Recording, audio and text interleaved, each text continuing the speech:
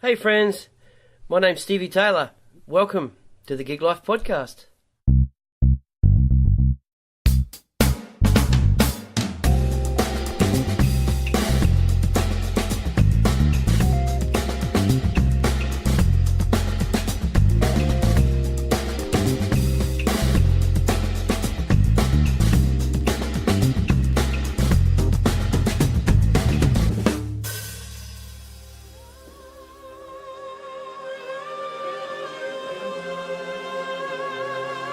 My guest today is Darren Mathiassen.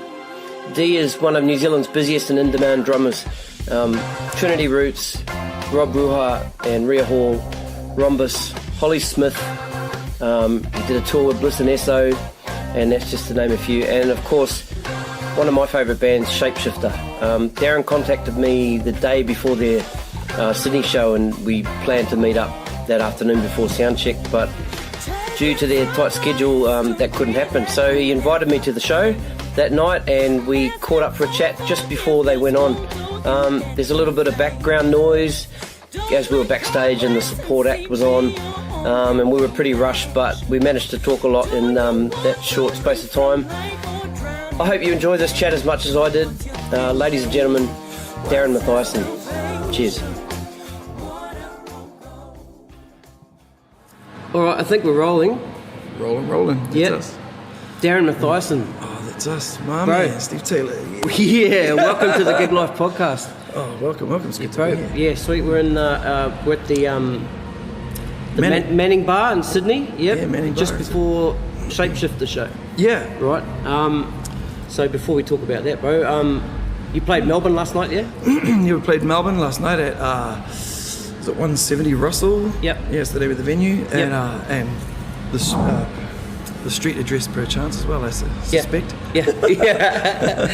Bit of innovative thinking there. Yeah, no, all good.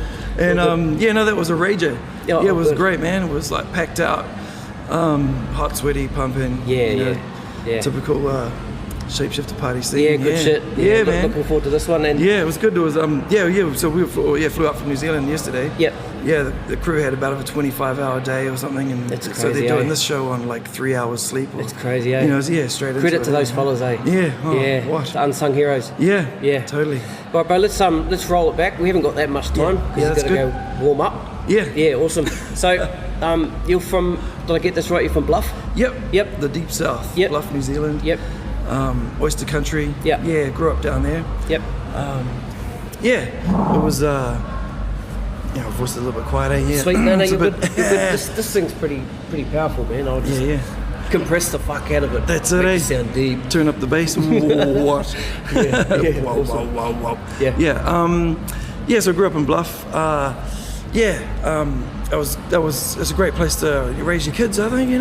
Those little quiet little towns. And it's cool because you can make a bit of noise. With the drums and all that. And, So were you playing drums early on? Oh, no, it wasn't too early. I kind of started, I guess, late by today's standards. Didn't really pick it up properly until sort of high school. Yeah, that's a real common thing. What I've noticed doing the rounds the last couple of months is it's about 13, 14. The age group. Cats starting to play, So, that's right. Yeah, things start to click. At Yep. least it depends what you're exposed to. I guess when you're younger and sort of what opportunities are presented. I mean, either through the schooling system or through family usually. Yeah. So and it was drums first. Yeah, it was drums first. Yep. My uncle Brian was a skipper on an oyster boat down there, and he was also a mad drummer. Yep. And Brian and Rose, they were like real supportive of me, when I was kicking off with the whole thing. Yep. I used to get down there at like 7 a.m. in the morning and rattle everybody's dags, Oh, what? Yeah, funny, I thought about that. If I was a bit older, I would have thought about that.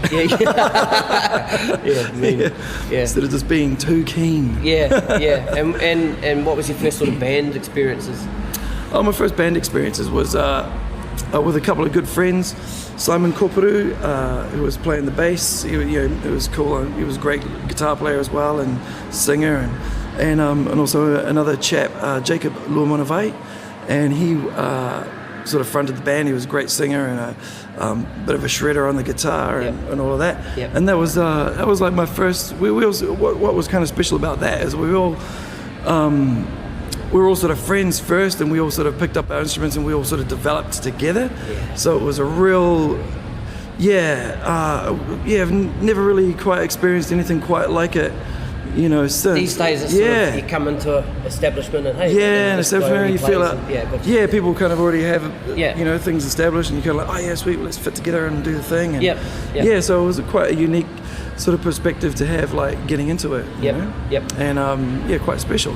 So that band was called Juice, and we used to do the what are they called, the rock quests and all that. We came through with the nationals and all that, but what year were you in it? Were you at the year in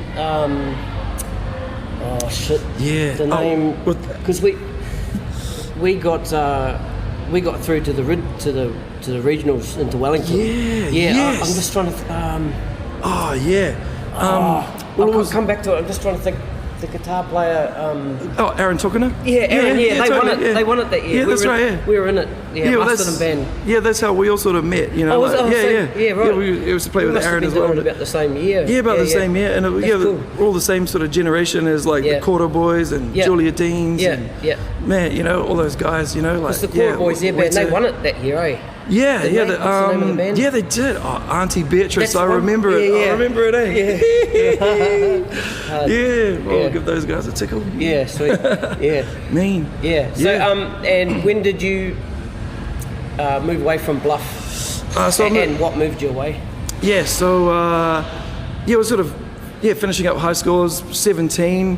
And that sort of stage of life, everyone's telling you, oh man, whatever you're getting into now is kind of set you up for your rest of your life and things and what you're going to do. And I was just like, oh, what am I going to do, And like the only thing I was really going deep on was music, And and actually there was a jazz group was touring New Zealand. A brilliant pianist who you might know. Especially in Australia as well, Mike Knock. And he was touring with Paul Dine and the late Roger Sellers, bless his soul. And I went to that concert and just mind completely blown, I was just like, it was huge. It was like, I didn't understand what was going on. I was like, wow, what? It's like, wow, what are these guys up to? It was crazy. And I got chatting with Roger after that show, and he sort of enlightened me. He said, oh man, I teach at a jazz school in Wellington, and I was like, holy, like there's somewhere to go, like after this, more food, for the soul and the mind, and I was like, wow. So I thought I'd have a crack at auditioning for that, and so I auditioned and got in. They were only accepting like 3 drummers a year back in those days, So it was pretty special to get in. And was there like a audition process? So I flew up to Wellington. It was like, it's a big expense to go from Invercargill up to Wellington and back again, and sort of take a punt on like doing an audition and throwing your stuff out there and it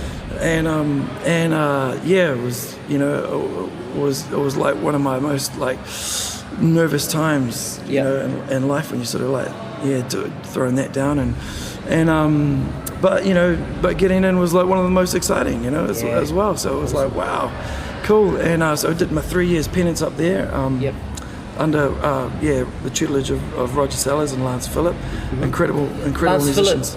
Phillip, he used to come up from Wellington to Makota College, which was my college of Marston. He was my teacher. Yeah, man, I tell you what. No way, Lance Phillip. There you go.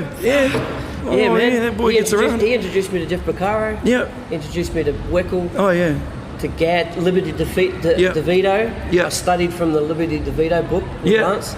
Fuck, what spin out. There you go, spinning out it. Yeah, bro, that's awesome. Yeah. Well, that was kind of funny because like, because I was like, there was an exchange student who came out from Indonesia, and this is like a great thing that you don't realize, like having like those student exchange programs is like it's awesome because he was bringing his culture and he brought his like cassette tapes, and he was like threw down this album, Master Plan, which was a Dave Weckl Yep. album, and Yep. it was just like exposing me to all of this crazy fusion and jazz Yeah. stuff. Yeah. And I was like, what? Yeah. Is this happening in the world? You know, I was like, Yeah. you Yeah. know, because you're stuck in Bluff. It's like, you know, Right. like, you know, it's like you're trying to just soak up, like, you know, and it was great. And he exposed me to a lot of that stuff before I went up there. Yeah. And that was the crazy thing with Lance. I was like, oh man, this guy, Yeah. he's studied this stuff up. Whoa, what's Yeah. going on, bro? Yeah, because he it was doing cool. the Joseph and the Technicolor Dreamcoat show Yep. at the time. I remember Yep. because he couldn't make some of my lessons because he was off touring off New touring. Zealand and Yeah, he what was a doing player. Yeah, he was doing Yeah. a bunch of That's awesome. a bunch of those shows. Yeah. Yeah. Actually, and like after I did the jazz school thing, I ended up, oh man, like having these two, like pretty incredible opportunities kind of landed on the table at about the same time. Was like,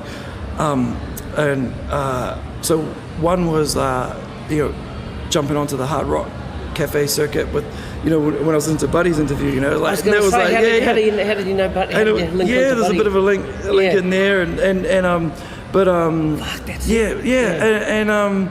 and then what I ended up doing was doing a Joseph's Technicolor Dreamcoat Australasian tour. It was like 9 months long or something like that. Oh, And wow.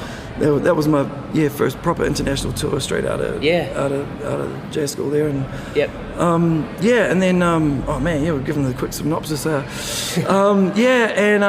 Just actually, doing a bunch of gigs around town. Yep. Stuff was crazy, around that time, 10 to 15 gigs a week. It was Yep. mad. And then I remember coming back after that tour, and Trinity Roots had just kicked off. Yep. And I was living with Warren before I'd left for that tour actually, and when he was kind of like conceptualizing the band and stuff, I came back to town and was like, oh man, hey, this is a cool band, but T Roots once it called me up, bro, hey, you want to play some drums? I'm like, whoa, mean, Yeah. and with all the homies, and it was cool that we Yep. did that, and then How long did you do that? it was probably at least a couple of years, eh? Yeah, yep. Yeah, and then I ended up bouncing out to the States, and plugging into like some cruise ships and doing some yep. stuff out there, sailing Yep. the Caribbean and Yep. all around, and doing show bands there. So just the reading gig in the theatre, and you just back in a whole bunch of different entertainers that come on Yep. the ship, and it was really good for your reading chops, because you only get like 15 minutes to run the corners with the artist, and Right. and then you go and play the Yep. show down, Yep. so that was a good chop build of that. Yep. Doing that gig for about 18 months or something, Yep. and then cruised back. Met Hollie Smith. Yep. We did a bunch. There's of a long gigs. association there, eh? Long association Yep. with Hollie. Yep. Yep. Definitely.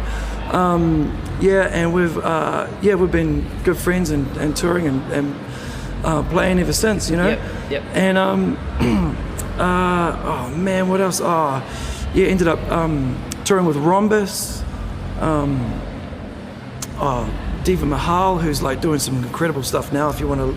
I just made notes. Yeah, you made bro. notes, man. Yeah. I was like, look at you go. Holy snap.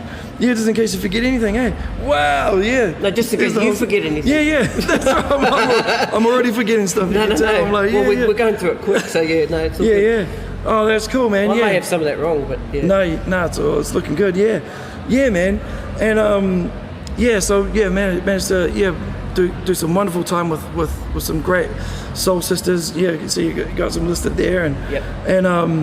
and I was doing that for quite some years, and then and then fast track to Diggy from the front man from the Shapeshifters, Polder. He was randomly called me up from I think the boys were in Berlin at the time. Yep. And he called me up and he's like, hey man, we're heading back and just want to know if you want to have a jam. I was like, wow, yeah man, that sounds... What year was this? Ooh, it must have been, when I kicked off with the lads, it was summer of 2012, I think, yeah. Okay. Yeah, just after Hoovesy had recorded... Did you play on Delta? No, that was Johnny Hooves. Okay, Yeah. yep. Yeah, so he did a great job on that, man. He sounds killer. Yep. So he bounced after recording that album, and I had the pleasure of being able to tour it, and yeah, and then it's just been wild ever since. on ever since, Full on with shifters and Yeah. and doing that. Oh, actually, some good homies over here, and you'll know in Aussie, the Bliss and Eso boys. Yep. Yeah, bro. Yeah, I got to do a tour with those guys. It was killer, man. You know. Right, yeah. Those such awesome, Yeah, the Aussie awesome boys, man. killer, man, yeah. And killer show. It was, that was a great time as well. Yep. And so real mixed bag of stuff, you know, like through over the years. Yeah. And so, so you got your own studio, yes? Yeah, I got my own studio. Yep. Converted a little garage at home and Yep. and sort of soundproofed it up and Yep. we've done we do a bunch of stuff in there. Yep. I've still got a couple of projects I got to get off the table, you know. Yep. Yeah. Yeah, brother, because what happens is I get too busy on the live scene and then, Of course. you know. But we've done. We did Hollie's last album in there, I think. Oh, yeah. did you? Right. Okay. Yeah. Yeah, which was cool. Yeah. And I'll link your website and all that stuff and all the stuff to the show notes. Boomclack.com. Yeah, bro. Yeah, Boomclack. Yep. You played snare drum for the Royal New Zealand Air Force. Oh. Tell us about that. Yeah. So. How did that come about? Well, a good friend of mine, who's the operations coordinator for the Royal New Zealand Air Force Band, is that was a few years ago. I can't even remember when it was, but he called up. I said, "Oh, hey man, you know, our drummer's gone AWOL. We need someone to cover like these big swing band gigs coming up." And I was like, "Man, yeah, that sounds great, you know." And he's like, "Well, the trick is you're gonna have to sign up and do the whole unit." I was like, "Whoa, yeah, how's that work?" You know, like, and it's been totally cool ever since. Yeah. You know, and so that's how I sort of got into there. So it was like doing like the big band jazz thing, the small group combo jazz. We've since added a covers band to the repertoire. Yep. Played in the concert band, which is their sort of classical formal pieces, which is basically what the band is based around. Yep. Is the 60, 70 odd piece concert band. Yeah. Yep. And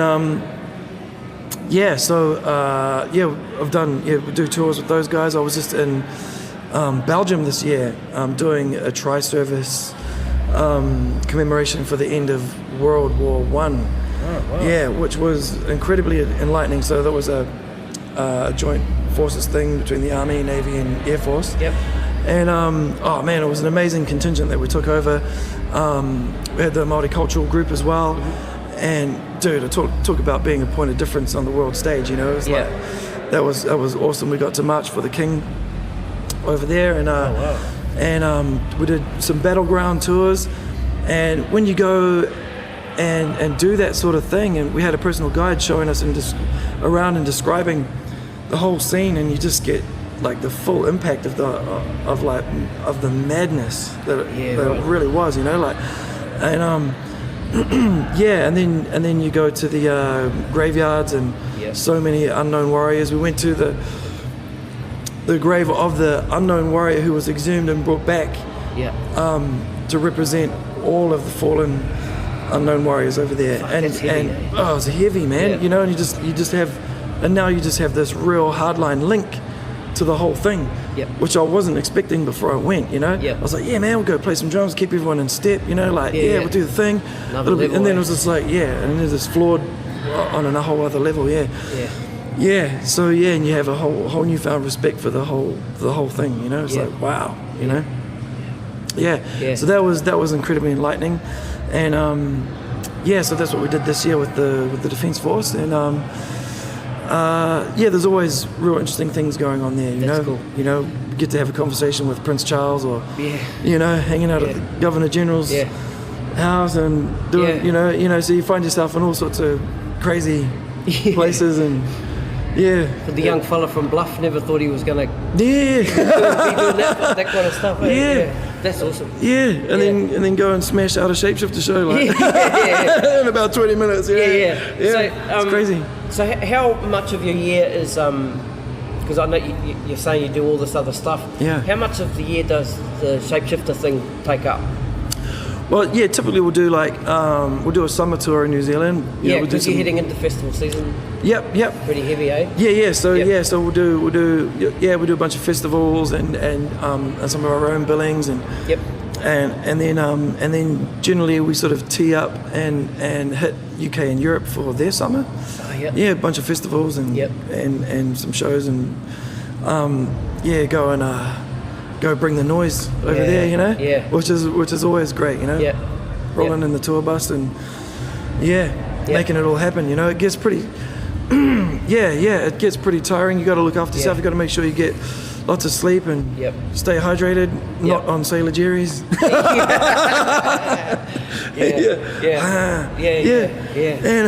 And then when you get home, have you got a full schedule when you get back? There's Do you always tee it up that way? Often I'm looking like, you know, a couple of 3 months ahead, and I'm going, oh yeah, there's a bit of space there, and then all of a sudden there's not, you know. Because I've been doing a bit of live sound and things as well, like in the last year or two, which has been cool, man. You know, it's like rest your body a bit too, eh? So it's a real mixed bag of things. I've been getting into a little bit of video production, like, you know, just helping out, filming some lectures and things like that, and which is forcing me to get my head around Final Cut, you know. So I'm like, okay, sweet, I better start doing something with this, you know. That's cool. And how do you see the next 12 months? Well, the next 12 months will be the band's working on some new material. So we'll be playing a couple of new tunes tonight in the set. Great. Awesome. So what that's going to kind of look like is we'll introduce some more of that over summer. And then hopefully push a new album out at some point next year. And then we'll be touring that for the next couple of years. That's I'd say. Exciting, So that's kind of like there's the kind of the long throw. With shifters at least, and we keep all the other things rolling too, you know. That's cool. That's cool. Now I know you got to head off and start warming up in a minute, but just tell me who some of your players are. Who are your guys? Oh man, your drummers and your even not just drummers, bass players, whatever. Who man. Are your fellas? Oh man, Bruce Lee. Oh man, and there's some killer drummers, like some of our homies over here, Stevie Cat Jr., Stan Bicknell, and there's a whole bunch of cats over here, doing some cool stuff. Dan Kirby, who's rolling with B&E right now, and Buddy, bro, it's like, man, like so many of our peers, as well as like all the classic heroes. I'm actually missing like a bunch of Steve Gadd shows and clinics back in New Zealand. He was out here 2 Christmases ago, and I saw him at the basement. Took my dad there. Like a floored, man, unreal. Steve Gadd band was just awesome. Oh man, magic. Actually, man. So that one's got me a little bit like, oh man, all the, but it's cool. We're out here smashing it. And you are. That's the way. Keep it rolling. Awesome, oh man. Bro. Well, I better let you go and warm up those hands and because I'll be watching, I'll be judging. That's it, bro. Get a couple of audio grabs if it's sounding any good. Tiki Tane's on the sound, bro. Oh, is he all right? Yeah. Oh, what? Sweet. Oh, what? Can turn it up, eh? Awesome. All right. Awesome, my Darren, brother. thanks so much, bro. Nice to meet you. And thanks for inviting me here tonight. Thanks for the tickets. Pleasure. Enjoy the show. Floored me, bro, when you asked me to come. It was awesome. Easy, my bro. Easy. Really cool. Yeah. Pleasure to have you here. Thanks very much, Darren. Rockin', brother. Awesome. Thank you, man. Peace.